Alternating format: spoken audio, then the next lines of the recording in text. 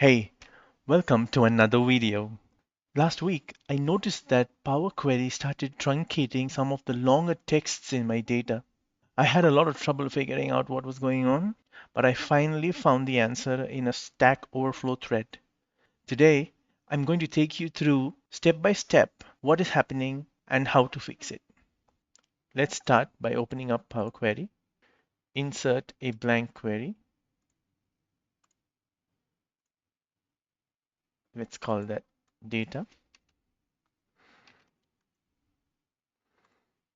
And let's insert 2000 axis as our data source. I'm going to convert this to a table and I'm going to load this into a table.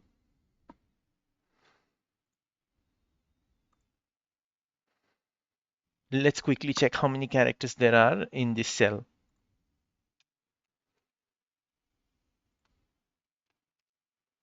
There's 2000, just as we expected. Now, let's load this into the data model.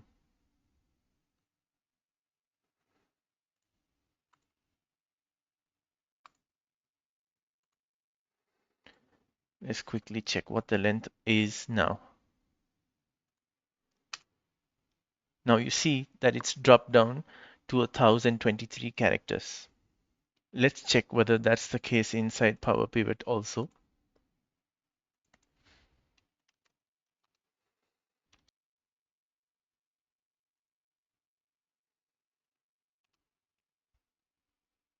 And we see that that is the case. Now, how do we fix this? We simply go back to PowerQuery and change the data type of this column to text.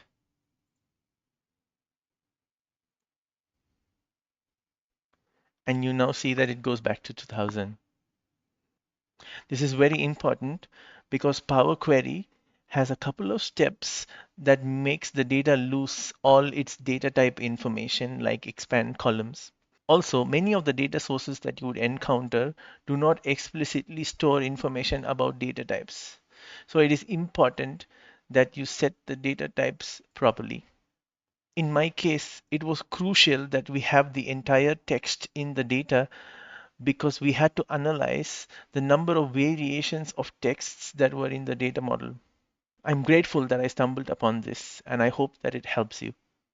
Until the next one, take care. Bye bye.